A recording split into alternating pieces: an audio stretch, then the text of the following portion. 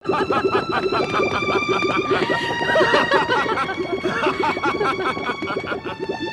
उबलते हुए तेल के कढ़ाओं में गिरने के पश्चात किसी का भी जीवित बचना असंभव है माता। आज प्रहलाद की मृत्यु निश्चित। और इसके साथ ही दैत्य शत्रु विष्णु की भक्ति का भी अंत हो जाएगा माता। नहीं स्वामी नहीं, ऐसा अनर्थ कौन पिता करता है? अरे प्रहलाद तो हमारे हृदय की शीतलता है, क्या आप उसे उबलते गर्म तेल में डाल देंगे? कैसे होगा आपसे ये? अपने अबोध बालक को इतना कठोर दंड मत दे स्वामी। ऐसा हुआ तो इस जगत के समस्त पुत्रों के हृदय से पिता के लिए सम्मान ही समाप्त हो जाएगा। पिता का नाम सदा सदा के लिए कलंकित हो जाएगा स्वामी। दया करो स्वामी, दया करो, क्षमा कर दो मेरे प्रहलाद को, दया करो मेरे पुत्र पर। मुझसे ये सब कुछ नहीं देखा जाएगा स्वामी। अरे दुष्टा! तू उस दुष्ट के लिए दया चाहती है जो हमारी दैत्य जाति और हमारे दैत्य साम्राज्य के प्रति निर्दयी होकर विष्णु भक्ति से सब कुछ स्वाहा कर देना चाहता है। यदि तू उस दुष्ट बालक को इस तेल के कढ़ाई में उबलते हुए नहीं देख सकती तो पहले तू ही कूद जा इस कढ़ाई में, फिर तू अपने पुत्र को उबलते हुए देखने की पीड़ा से मुक्त हो जाएगी। यही उचित होगा। अपने पुत्र से पहले उसकी माता को ही स्वाहा हो जाना चाहिए, ताकि वो पुत्र बलि के हृदय विदारक दृश्य को देखने से पहले मर सके।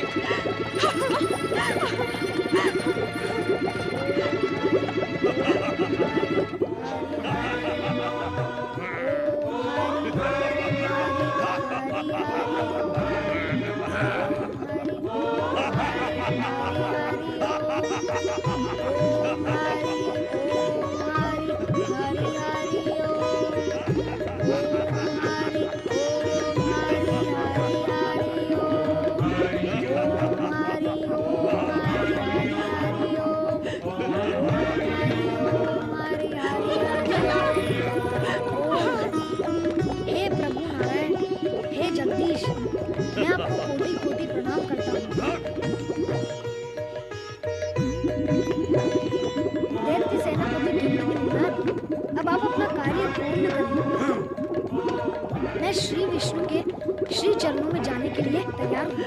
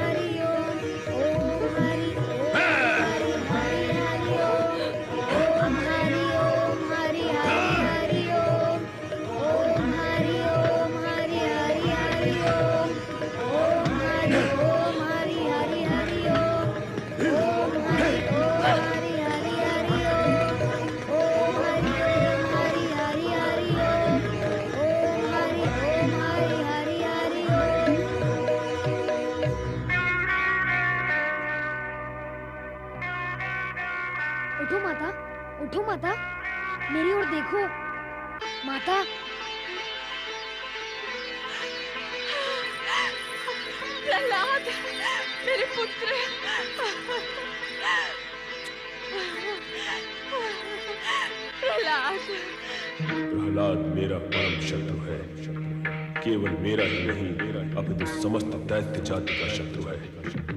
दैत्य शत्रु का विनाश होना ही चाहिए, अन्यथा दैत्य जाति का पतन निश्चित है। भले ही प्रहलाद मेरा पुत्र है, किंतु इस विद्रोही पुत्र को मृत्यु के मुख में ढकेलना ही होगा। प्रहलाद का अंत करना ही होगा, उसका अंत करना ही होगा, अंत करना ही होगा, करना ही होगा। किस चिंता में डूबे हुए हो भैया? हमारी चिंता एक ही है होलिका, जिसे तुम अच्छी तरह जानती हो। प्रहलाद हमारा विद्रोही पुत्र, हमारा परम शत्रु। प्रहलाद जिसको हमने अनेकों बार मृत्यु के मुख में ढकेला, किंतु वो हर बार वहां से जीवित बच निकला। इस बार वो नहीं बचेगा भैया। क्या? हाँ भैया, तुम्हारी बहन ने तुम्हारी इस चिंता को दूर करने का उपाय सोच लिया है। क्या उपाय सोचा है तुमने? तुम नहीं जानते भैया, मैंने अग्नि की तपस्या करके अग्नि में न जल जाने की सिद्धि प्राप्त की है, और यह सत्य केवल माता अदिति ही जानती है। किंतु तुम्हारे इस सत्य से प्रहलाद को समाप्त करने की हमारी ये समस्या कैसे हल हो सकती है होलिका? मैं प्रहलाद को गोद में लेकर बैठूंगी, उसके प्रति अपने स्नेह का प्रदर्शन करूंगी। उसी समय तुम सैनिकों को आग जलाने का आदेश देना। संकेत में अग्नि प्रज्वलित होगी और प्रहलाद अग्नि में जलकर भस्म हो जाएगा, और मैं अपनी सिद्धि के बल पर जीवित ही अग्नि से बाहर निकल आऊंगी।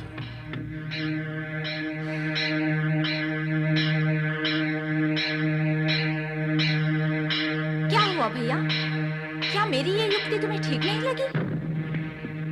तुम्हारी युक्ति तो ठीक है, किंतु हम ये सोचते हैं कि प्रहलाद ने विष्णु भक्ति करके ऐसी चमत्कारी सिद्धियां प्राप्त कर ली हैं, जिसके कारण मृत्यु उससे दूर रहती है। यदि तुम्हारी युक्ति भी उसके सामने विफल हो गई, तो फिर हम क्या करेंगे?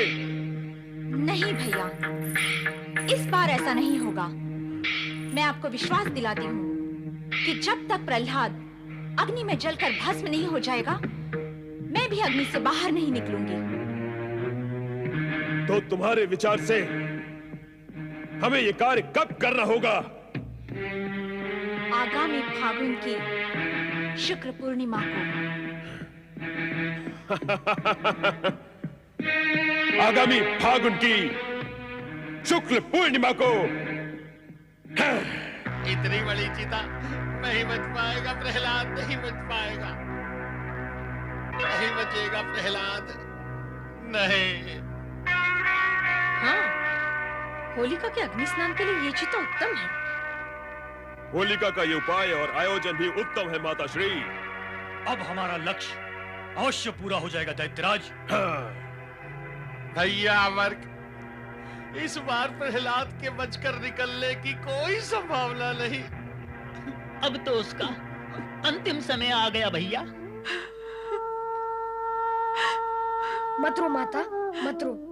जब तुम रोती हो तो मुझे ऐसा लगता है कि जिस भगवान विष्णु पर मेरा विश्वास है, उस भगवान पर तुम्हें विश्वास नहीं है। तेरे विश्वास से तेरी माँ के हृदय की कोमलता बड़ी है मेरे पुत्र।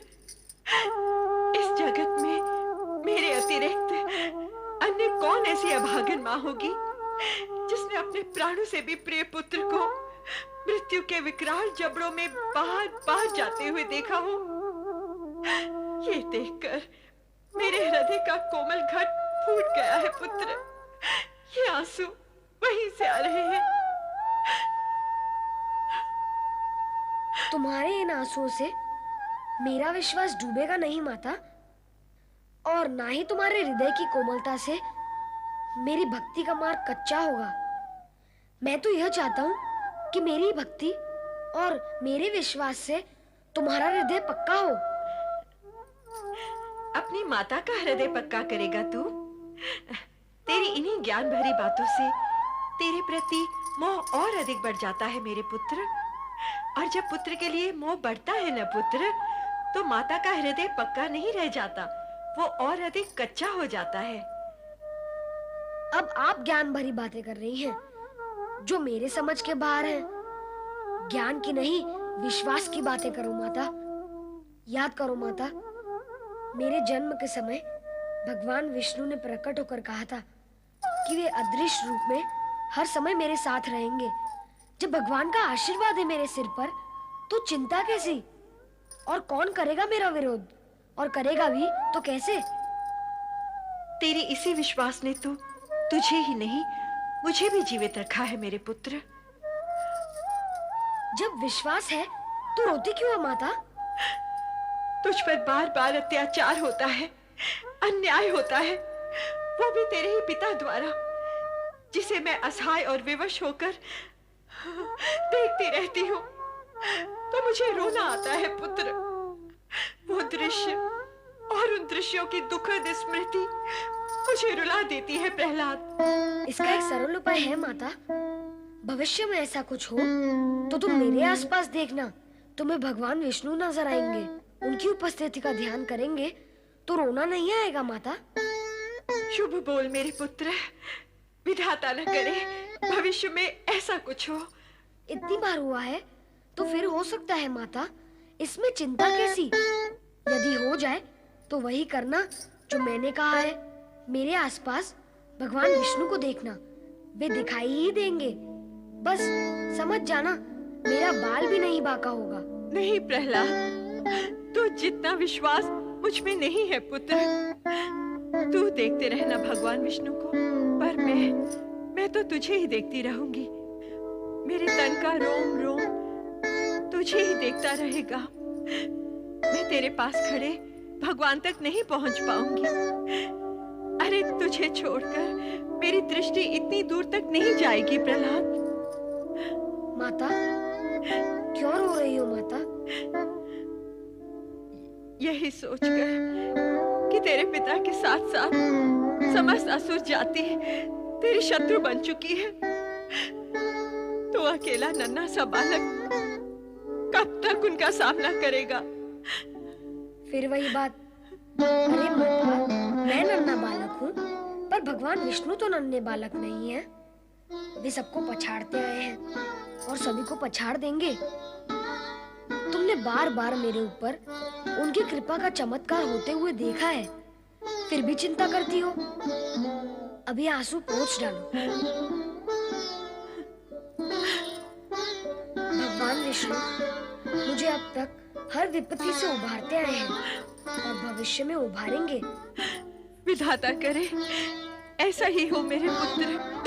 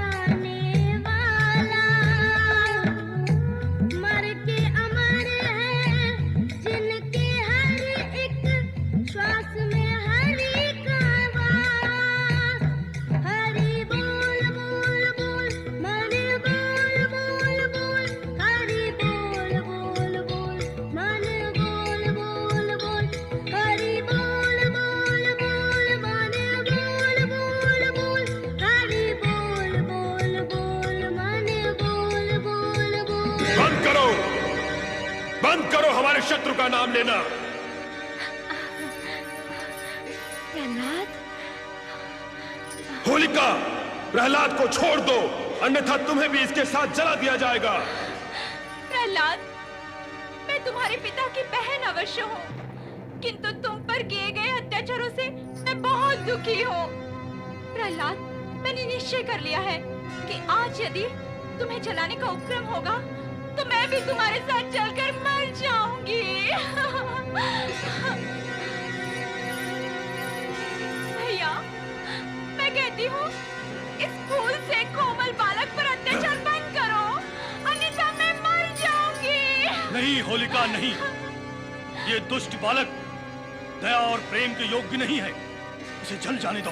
नहीं, नहीं, मैं इसकी बुआ हूँ। पिता की दया ना सही, मैं इसकी बुआ इतनी निर्दयी नहीं हो सकती।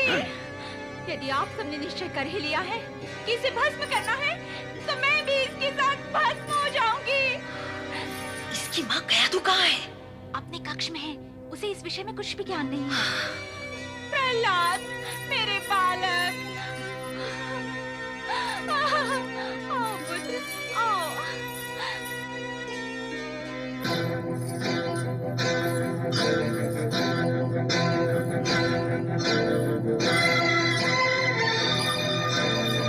एक बार फिर सोच लो होलिका, अब भी समय है। जलने मरने का विचार त्याग दो। नहीं भैया, मैं प्रहलाद पर अत्याचार होते नहीं देख सकती। प्रहलाद, प्रहलाद, प्रहलाद। सेनापति दुंदुभिनाथ, चिता में आग लगा दो।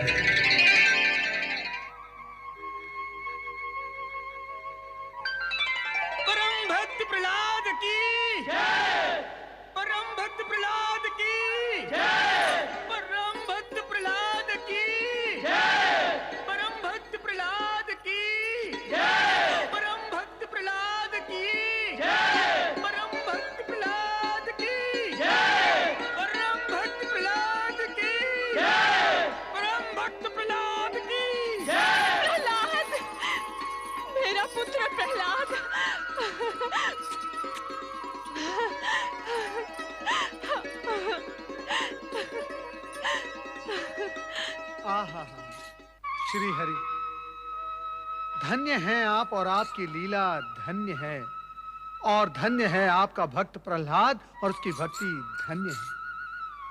फाल्गुन की ये पूर्णिमा होलिका दहन के नाम से सदा सदा के लिए प्रसिद्ध हो जाएगी।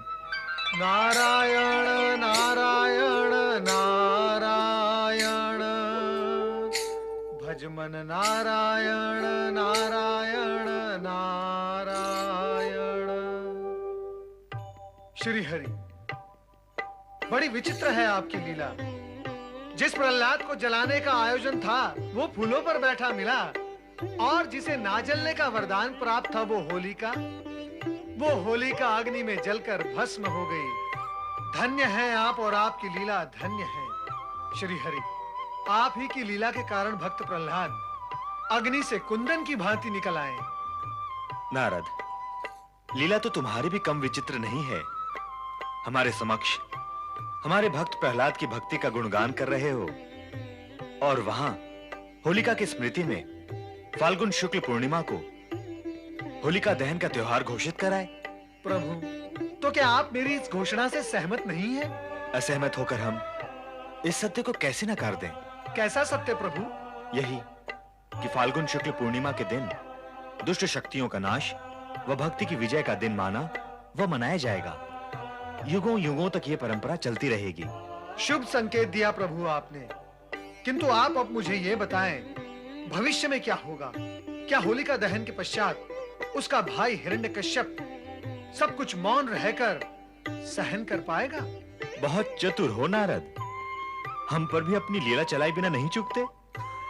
भविष्य जानने के लिए अतीत का पल्लू पकड़ लेते हो। अत्यधिक चतुर हो तुम। अब प्रभु, आपका भक्त चतुर नहीं तो क्या बुद्धू होगा? नारायण नारायण। हाँ तो प्रभु, मैं आपसे ये पूछ रहा था कि हिरण्यकश्यप क्या मौन रहकर सब कुछ सहन कर लेगा? कदापि नहीं। वो अपनी दैत्य दुष्वृत्ति के वशीभूत होकर और अधिक अत्याचारी हो जाएगा। अर्थात चरम सीमा पर पहुंच जाएगा, उस सीमा रेखा पर जहां पहुंचकर सर्वनाश निश्चित है। तुम्हारा अनुमान सही है नारद। अब वो समय समीप आ गया है जब शिव आज्ञा के अनुसार ब्रह्मा जी के वरदान की रक्षा करते हुए हमें वो विशेष कार्य करना ही होगा जिसके लिए हमें निर्धारित किया गया है। ये विशेष और निर्धारित कार्य क्या है प्रभु? इस विषय में आपने कुछ स्पष्ट नहीं किया।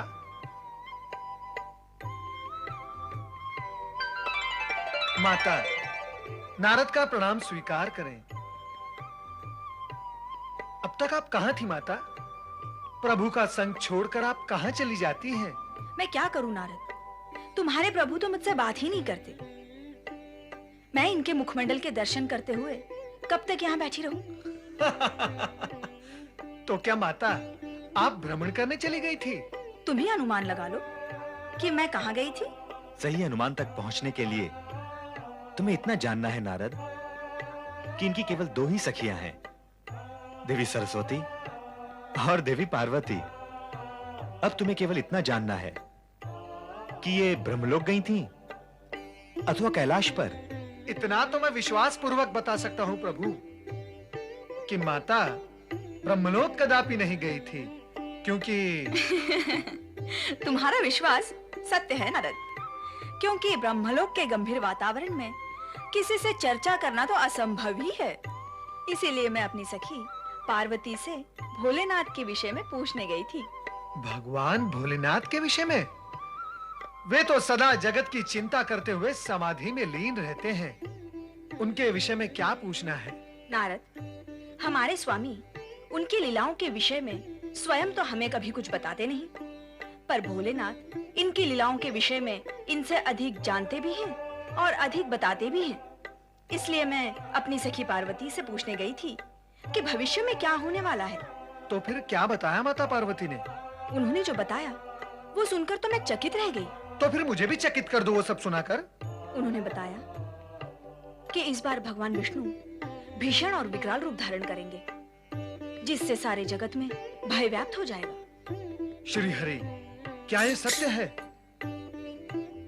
सुनते रहो और देखते रहो, हमसे कुछ न पूछो। दैत्यराज हिरण्यकश्यप की जय, महाप्रतापी हिरण्यकश्यप की जय, महाबली हिरण्यकश्यप की जय। बंद करो ये जय जयकार, बंद करो। क्या बात है माता, आप इतने क्रोध में क्यों हैं? मैं तुमसे पूछती हूँ कि तुम क्रोध में क्यों नहीं हो? लाज नहीं आती तुम्हें मुझसे ऐसा प्रश्न करते हुए कि मैं क्रोध में क्यों हूँ? लाज नहीं आती तुम्हें अपनी ये जय जयकार सुनकर? कैसी जयकार? हाँ, क्या विजय प्राप्त की है तुमने? अरे तुम तो पराजित हुए हो अपने विद्रोही पुत्र प्रहलाद से। उसी के कारण तुमने अपनी बहन होलिका को भी खो दिया, और इतने पर भी तुम्हें तनिक भी शोक अथवा क्रोध नहीं है। उल्टा मुझसे प्रश्न पूछ रहे हो कि मैं क्रोध में क्यों हूँ। धिक्कार है ऐसी जय जयकार पर तुम्हें। शांत हो जाए माता। कैसे हो जाऊं शांत? शांति क्या तुम्हारी दासी है जिसे मेरे सर पर बैठा दोगे तो मैं शांत हो जाऊंगी? तो फिर आपके मन को शांत करने के लिए मैं क्या साधन करूं माता? जब तक तुम उस दुष्ट प्रहलाद और उसके भगवान विष्णु को दंडित नहीं करोगे, तब तक मेरे इस जलते हृदय की ज्वाला शांत नहीं होगी, कदापि नहीं होगी। होलिका के दहन ने मेरे मन में प्रतिशोध की ज्वाला भड़का दी है दैत्यराज। मैं प्रहलाद से ना सही, किंतु उसके आराध्य विष्णु से प्रतिशोध अवश्य लूंगा। है कहां वो दुष्ट अधम बालक प्रहलाद? हम उसे अभी इसी समय दंडित करेंगे। सैनिकों, गुप्तचरों, जाओ और जहां कहीं भी हो प्रहलाद को ढूंढकर हमारे सामने लेकर आओ। जाओ। ओम हरि ओम हरि हरि हरि ओम। ओम हरि ओम हरि ओम हरि ओम हरि हरि हरि ओम। पुत्र प्रहलाद, माता, कितना शांत और दिव्य वातावरण है इस आश्रम का। पर माता, बताओ कि तुम मुझे यहाँ लेकर क्यों आई हो? बताओ ना माता, तुम मुझे यहाँ लेकर क्यों आई हो? अब क्या बताऊं पुत्र, यहाँ आने और लाने का सत्य अत्यंत कटु है। देव ऋषि तो कहा करते हैं ना, सत्य मार्ग पर चलने वालों के लिए कटु सत्य मन, बुद्धि और आत्मा को बलवान बनाता है। कहो ना माता, क्या है वो सत्य? ये तो तू जानता ही है पुत्र कि स्वयं तेरे पिता तेरे प्राणों के शत्रु बन बैठे हैं। वो बार बार तुझे मृत्यु के मुख में धकेलना चाहते हैं। ये देखकर मेरा हृदय कांप उठता है। इसीलिए मैंने तुझे उस भयावह आशंकित वातावरण और परिस्थिति से हटाकर यहाँ ले आना उचित समझा पुत्र। माता, धन तो माता पिता का धन होता है और उनके दिए हुए इस धन पर उनका पूरा अधिकार है। यदि पिताश्री इसे समाप्त कर देना चाहते हैं तो वो उनकी इच्छा है। चुप कर प्रहलाद, चुप कर। पिता की इच्छा होगी तो वे पुत्र को समाप्त कर देंगे, और माँ की इच्छा का क्या होगा? इस जगत में आज तक किसी भी माँ ने अपने ही पुत्र को समाप्त करने की इच्छा की है क्या? ऐसे कैसे मैं तुझे अपने पिता की इच्छा पर समाप्त होने दे सकती हूँ प्रहलाद? अरे मैं माँ हूँ, तेरी माँ। मैं तुझे इस दिशा की ओर देखने भी नहीं दूंगी जहाँ मृत्यु का दुर्गंधपूर्ण काला धुआं उठता दिखाई देता हो। इसीलिए तो मैं तुझे यहाँ ले आई हूँ पुत्र। पर माता, उनसे छिपकर कायरों की भांति यहाँ रहना मुझे स्वीकार नहीं है। आओ चले माता। होगा तो वही जो भगवान विष्णु की इच्छा होगी, और नारायण की इच्छा तो उनके भक्तों के लिए सदा शुभ ही होती है। चलो माता। नारायण नारायण। भक्त प्रहलाद, जब से मैंने तुम्हारे भक्ति के चमत्कारों की कीर्ति कथाएं सुनी है, तब से मैं तुमसे मिलने नहीं तुम्हारे दर्शन के लिए आतुर था। प्रहलाद के दर्शन? अपने शिष्य के दर्शन? देवर्षि, प्रहलाद तो आपका शिष्य है। दर्शनाभिलाषी तो इसे होना चाहिए। सत्य तो ये है कि यदि आपका सहयोग न होता तो इसका जन्म ही संभव न होता। ये तो जन्म से ही आपका ऋणी है। प्रणाम देवर्षि। कल्याण भव, आयुष्मान भव, आनंद भव। देवर्षि, कल्याण और आनंद तो आपके आशीर्वाद और भगवान की कृपा से ही हुआ है। मैं माता द्वारा आपकी कृपा के विषय में भी सब कुछ सुन चुका हूँ। आप श्री नारायण के परम भक्त। बस प्रहलाद, बस। मैं श्री नारायण का भक्त अवश्य हूँ, किंतु भक्ति की दृढ़ता में मैं तुम्हारी बराबरी नहीं कर सकता। इसीलिए तो मुझे तुमसे शिक्षा लेनी। क्षमा करें देवऋषि, क्या आप अपने शिष्य की परीक्षा लेने आए हैं? कठोर परीक्षा? नहीं प्रहलाद, मैं तो तुम्हें ढूंढता हुआ ये संदेश देने आया था कि तुम्हारे पिता शत्रुभाव के वशीभूत होकर वो तुम पर चाहे जितने अत्याचार करे, किंतु तुम विचलित न होना, क्योंकि तुम्हारे साथ भगवान भोलेनाथ और श्री हरि विष्णु की असीम कृपा है। इसलिए अत्यंत भीषण और भयंकर विपत्तियां आने पर भी तुम्हारा किंचित भी अहित नहीं होगा, यही विश्वास हृदय में बनाए रखना। ये देखो राजकुमार प्रहलाद और दैत्य महारानी। पकड़ के ले चलो इन्हें। सावधान, शांत हो जाओ सैनिकों। राजकुमार कहते हो तुम इन्हें, है भी तुम्हारे राजकुमार। राजा की आज्ञा लेकर साथ आए हो, तो क्या राजकुमार के प्रति सम्मान की भावना राजमहल में छोड़कर आए हो? यदि आप राजकुमार को ले जाना चाहते हो तो ले जाओ, किंतु सम्मान के साथ। नहीं, मैं प्रहलाद को नहीं जाने दूंगी। अभी अभी देवऋषि ने क्या कहा माता? तुम व्यर्थ ही चिंता करती हो। मुझे कुछ भी नहीं होगा माता। ये तेरा सोचना है पुत्र, क्योंकि तेरे साथ तेरे भगवान विष्णु हैं। तो मेरा सोचना कुछ और है, क्योंकि मेरे साथ मेरे पुत्र प्रहलाद की चिंता और उसका मोह है।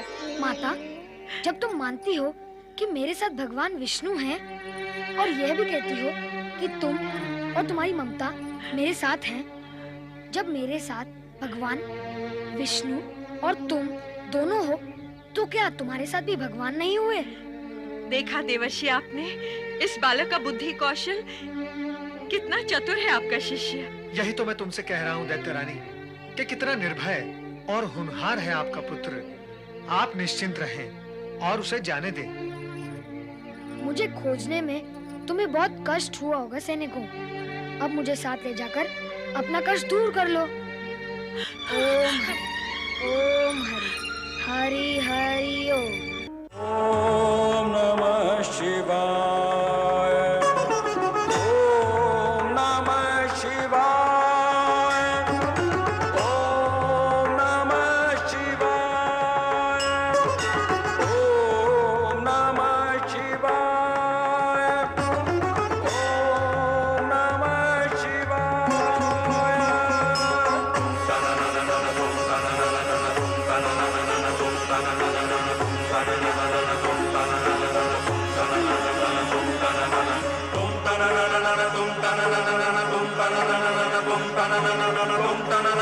tum